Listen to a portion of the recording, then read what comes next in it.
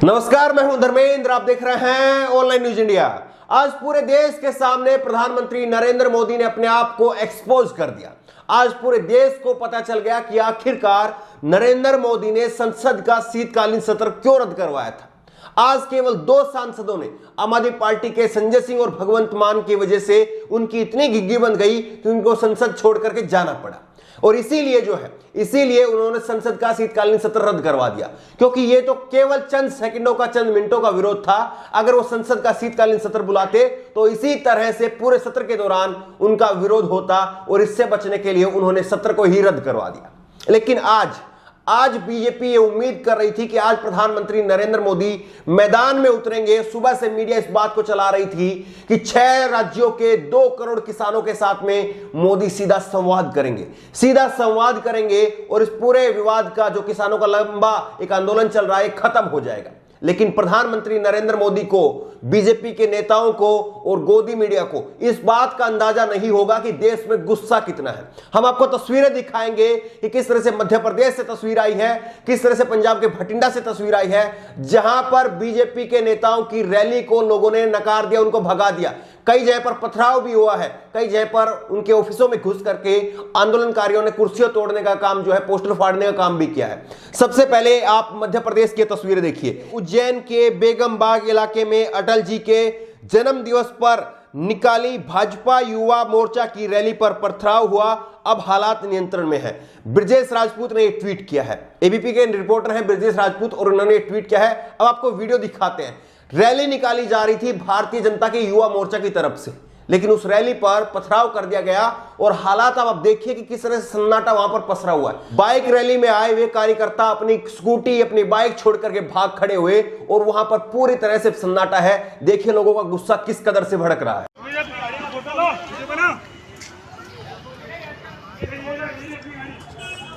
बेगम बाग में लो गाड़ी उठा तो अंदर जाओ। अंदर ये गाड़ी उठा के लो अपनी बाहर। कौन सी वाली लो, वीडियो चल रहा है ना। हाँ, ये सारी गाड़ियां अपनी है, ये सब इनने मारी।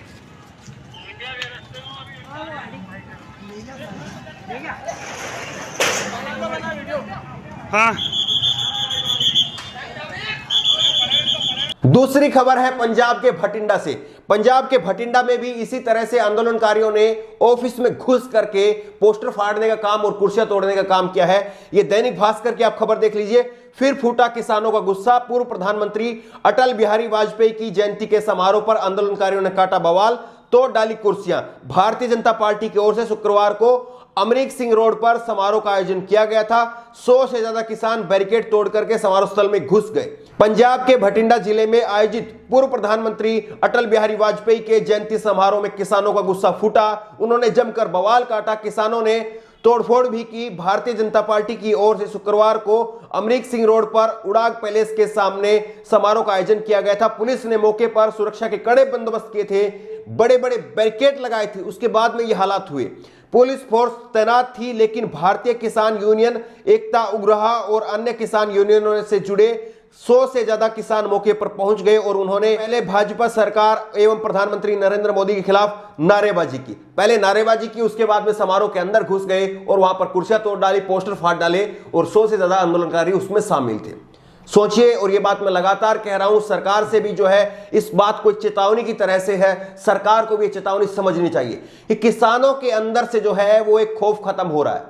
सिस्टम के प्रति जो है एक गुस्सा भड़क रहा है और जो पुलिस प्रशासन का जो खौफ होता है, मुकदमेबाजी का जो खौफ होता है, वो खत्म हो रहा है। लेकिन आज की बात करते हैं। बीजेपी की तरफ से ये माना जा रहा था कि आज नरेंद्र मोदी मैदान में आ रहे हैं और बीजेपी ये मानती कि उनके पास में एक अलादीन का चिराग है, जिसको वो घिसेंगे तो सारी मनोकामनाएं पूरी हो जाएंगी। जैसे वो मानते हैं कि प्रधानमंत्री नरेंद्र मोदी जहां पर भी भाषण देते हैं, जहां पर भी लोगों को संवाद करते हैं, तो वहां पर सारी समस्याएं खत्म हो जाती। लेकिन ऐसा अब होता हुआ नजर नहीं आ रहा। प्रधानमंत्री नरेंद्र मोदी ने आज करीब जो है 1.5 घंटा करीब उनका भाषण हुआ और 1.5 घंटे में भी 1 घंटे के आसपास जो है उनका खुद का भाषण, 1 घंटा भाषण हुआ और निकला क्या? हालात आपके सामने हैं। किस तरह से लोगों के अंदर गुस्सा फूट रहा है और लोग उनकी बातों को सिरे से नकार रहे हैं। अब बात करते हैं प्रधानमंत्री नरेंद्र मोदी के भाषण के बारे में। 1 घंटे से ज्यादा उनका भाषण चला और लोग आज उम्मीद कर रहे थे कि प्रधानमंत्री नरेंद्र मोदी खुद से बोल रहे हैं और इतने बड़े व्यापक स्तर पर बोल रहे हैं, तो कहीं ना कहीं से सरकार की इस आंदोलन को लेकर के मंशा क्या है इसका कुछ अंदाजा लग पाएगा। लेकिन खोदा पहाड़ निकली चुहिया। मोदी जी ने यह भाषण पूरा दिया। अगर उनके भाषण को आप बारीक से समझेंगे और जैसे मैं कहता हूं कि खबरों के बीच की खबर को आप समझने की कोशिश करेंगे, तो प्रधानमंत्री नरेंद्र मोदी जो है वो कहीं ना कहीं यह समझाने की कोशिश कर रहे हैं कि आपके लिए नहीं बल्कि ये कानून जो है वो उद्योगपतियों के लिए, और उद्योगपतियों के लिए जो आपका डर है। एक तो उन्होंने सबसे पहले बात की अरुणाचल प्रदेश के किसान से, सबसे पहले उन्होंने जो बात की, और अरुणाचल प्रदेश के किसान से जो उन्होंने बात की तो वो किसान जो है वो कोट पैंट पहने हुए था। अगर यही किसान यहां पर अगर जींस की पैंट भी पहन लेते हैं तो उसको कहते हैं कि ये किसान नहीं है। लेकिन आपके किसान जिनसे आप बात कर रहे हैं, अरुणाचल प्रदेश के किसान ने कोट पहना हुआ था, बाकायदा सूट बूट कोट पहना हुआ है, ये तस्वीर आप देख रहे हैं। लेकिन उसके बावजूद भी जो है, खैर छोड़ दीजिए उनकी ड्रेस को, लेकिन मसला क्या था? मसला यह था कि इस किसान ने बताया कि वो अदरक की खेती करता है और उसने एक कंपनी के साथ में कॉन्ट्रैक्ट किया हुआ है। प्रधानमंत्री नरेंद्र मोदी ने इनसे सवाल पूछा कि जो कंपनी से आपने कॉन्ट्रैक्ट किया है, क्या वो कंपनी सिर्फ आपके अदरक लेती है या आपके खेत को भी उठा ले जाती है? इस बात पर प्रधानमंत्री नरेंद्र मोदी ने उनसे सवाल पूछा और कहीं ना कहीं इस सवाल के जरिए उन्होंने कॉन्ट्रैक्ट फार्मिंग को लेकर के किसानों के अंदर जो डर है उस डर को दूर करने की कोशिश की। यानी किसान जो है वो कॉन्ट्रैक्ट फार्मिंग अभी तक नहीं कर रहा है। कॉन्ट्रैक्ट फार्मिंग किसको करनी है? कंपनियों को कॉन्ट्रैक्ट फार्मिंग करनी है, और कंपनी आकर के ऐसा माहौल बन जाए, किसान तैयार हो जाए और वो कॉन्ट्रैक्ट फार्मिंग करने के लिए तैयार हो जाए, उनको जमीन जो है वो यहां पर तैयार मिल जाए। उसके लिए प्रधानमंत्री नरेंद्र मोदी जमीन तैयार करने की कोशिश कर रहे थे। इस बात को आप समझिए। दूसरा उन्होंने किसान वर्सेस किसान का एक मामला जो है वो खड़ा करने की कोशिश की। उन्होंने कहा कि यहां पर जो किसान बैठे हैं वो चंद मुट्ठी भर ईमानदार किसान हैं, बाकी लोग जो हैं वो विपक्षी पार्टी के मोहरे हैं, और ये वही विपक्षी पार्टियां हैं जिन्होंने अपनी सत्ता में रहते हुए कुछ नहीं किया लेकिन अब फोटो खिंचवाने का काम कर रही है। यह बात प्रधानमंत्री नरेंद्र मोदी की तरफ से कही गई। दूसरा, उन्होंने बड़े किसान और छोटे किसान को आमने सामने खड़ा करने की कोशिश की। उनकी तरफ से कहा गया कि ये जो बिल है, ये जो हम कानून लेकर के आए हैं, ये 80% छोटे किसानों के फायदे के लिए है, ये उन्होंने कहा। और सबसे बड़ी बात यह रही कि उसके बाद में उनका पूरा भाषण चला गया बंगाल के ऊपर। उन्होंने कहा कि हमने जो किसान सम्मान निधि आज किसानों को दी है, वो किसान सम्मान निधि हम बंगाल में नहीं दे सकते। क्यों नहीं दे सकते? क्योंकि वहां की सरकार नहीं चाहती। और ऐसे में देखिए कि ममता की सरकार वहां के 70 लाख किसानों के साथ में कितना बड़ा धोखा कर रही है। नहीं तो हम उनको पैसा देना चाहते हैं, और करीब 4 लाख के आसपास जो उन्होंने अपना आंकड़ा भी बताया कि करीब 4 लाख करोड़ रुपए जो है वो किसानों को हम सीधा दे सकते थे, लेकिन ममता बनर्जी की वजह से वहां पर नहीं मिल रहा है। पहली बात तो इसमें यह है कि सरकार के पास में हर एक आंकड़ा है। जब इनसे पूछा जाता है कि प्रवासी मजदूर कितने मरे, कोई आंकड़ा नहीं होता है। खैर वो एक अलग विषय है, फिर कभी बात करेंगे।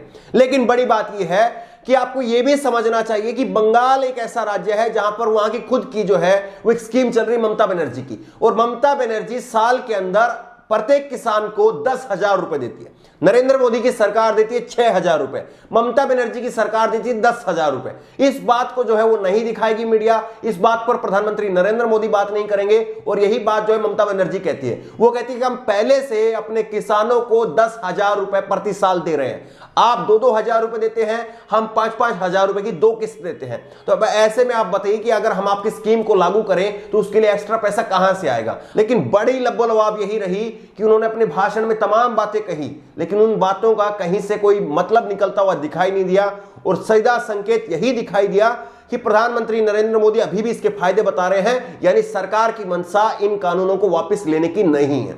अब सवाल यह उठता है कि किसान कितनी मजबूताई से और कब तक वहां पर ठहर सकता है, तो वो ठहर पाएगा, क्योंकि सरकार तो मंशा अपनी स्पष्ट कर रही है कि वो वापस लेने वाली नहीं है। अब सवाल किसानों से है, आप कब तक इन बॉर्डर पर रुके रह सकते हैं? क्योंकि आपके बीच में अब तमाम तरह की बातें कही जा रही है, छोटा किसान, बड़ा किसान, आपके लिए कहा जा रहा है कि विपक्षी पार्टियों के मोहरे हैं, और ईमानदार किसान तो चंद मुट्ठी भर किसान है, ये कहा जा रहा है। अब आपके बीच में एक तरह से सीधी सीधी फूट डालने की कोशिश हो रही है। अब ये किसान तय करेंगे कि ये कब तक रहते हैं, और उसी पर ये किसान आंदोलन का भविष्य तय होगा। आपको क्या लगता है प्रधानमंत्री नरेंद्र मोदी के आज के भाषण के ऊपर, और किसान क्या पीछे हटेंगे, या आपको लगता है कि किसान वहां पर डटे रहेंगे? आपकी राय क्या है नीचे कमेंट बॉक्स में अपनी राय जरूर दें। और इसी तरह की तमाम खबरों के लिए ऑनलाइन न्यूज़ इंडिया को सब्सक्राइब करें, साथ में जो बेल आइकन है, घंटी है, उसको जरूर दबाएं ताकि जैसे कोई वीडियो अपलोड करें उसकी नोटिफिकेशन आपको तुरंत मिल सके। इस खबर को अभी लाइक करें, शेयर करें, अभी चैनल को सब्सक्राइब करें।